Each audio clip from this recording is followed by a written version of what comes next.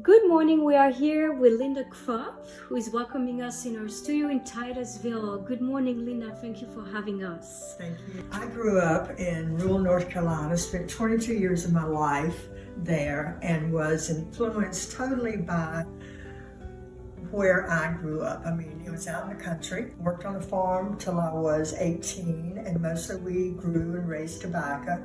And that topic found its way into my paintings early on. I have a lot of paintings with barns in them. This one came about after moving part-time to Asheville, North Carolina. As you can see the mountains in the background. So again, it's outside, it's nature, it's peaceful, and it's just beautiful. Florida itself would not be my choice if it were not for the clouds in Florida. I'm not sure I'd still be here. I know that sounds funny, but my favorite part of living in Florida are the clouds. When I first started painting with John Slater way back in the early 90s, he taught us how the masters started their paintings with toning the canvas and sketching the painting with a paintbrush. And I fell in love with that technique, and that's how usually I begin each painting. And the best part for me is I don't trace, I don't transfer, I don't pre-draw with a pencil. I do everything brush in hand. I draw everything with a brush. And sometimes I get a little off, but I learn so much.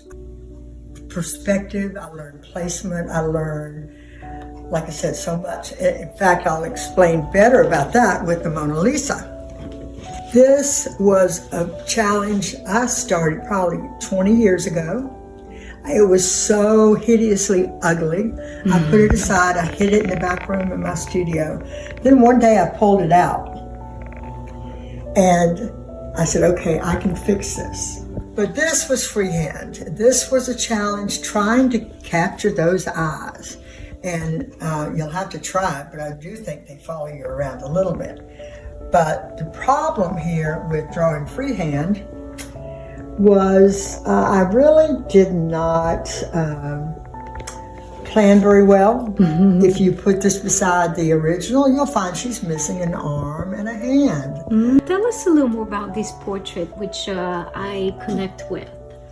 This is John Singer Sargent, but it's an example of how I like to continuously learn. When I saw this, and I am fascinated by portraits and people, in addition to landscapes, I had never painted a chair, I had never painted a brooch, I had never painted folds in fabric, nor had I painted silk fabric. So each painting that I do, I love to try something new, something different. And I try to pick out something that I've never painted before, so the challenge is always there. So I'm not sure what I'll tackle next, but it'll be something that will challenge me. Okay. Now, talking about challenges, let's move on to your next station, which is something completely new that you experimented with. Tell us more about it. Encaustics is a totally different medium. With encaustics, I really was trying to keep with my landscape theme. Most artists that use encaustic appear to go very abstract because it's a hot wax form you're trying to control. You use a heat gun or a blowtorch, and you're trying to make the paint do what you want it to do because you have to fuse one layer into another. Many of the artists that I am exposed to, there's just beauty in their abstractions, and I haven't gotten there yet. Okay. I am such a... Are you tempted to go completely abstract? Not really, because I love what I see.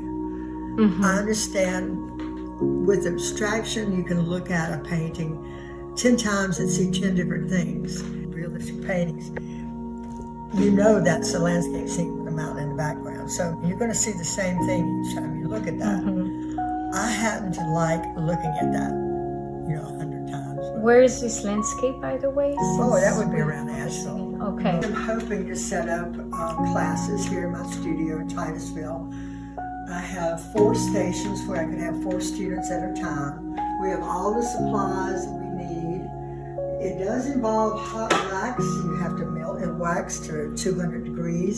So pancake griddle. Your classes would be more about encaustics, Yes. or okay. Oh, I'm open to teaching oil painting as well. Mm-hmm. I have the space and I have the setup here. I have been teaching palette knife painting. Do you have examples of palette knife Sure. painting here to share with us? I do.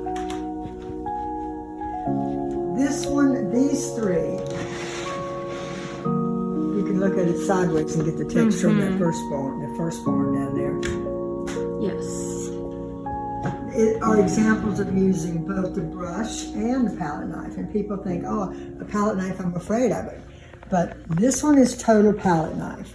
You can totally see it. So this is a passion. This is what I teach in Asheville 3 times a year.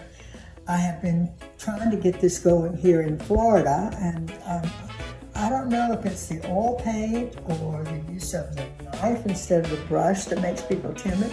I'm not sure, but I've had students that once they used the knife, they were hooked. When I was 40 years old, as you said, I came late to this game. I said, if you're ever going to paint, now's the time to paint. I bought a how-to paint book, 3 brushes, some paper, and watercolor paint, and started there. Somewhere along the line, I switched from watercolor to oils and never really looked back.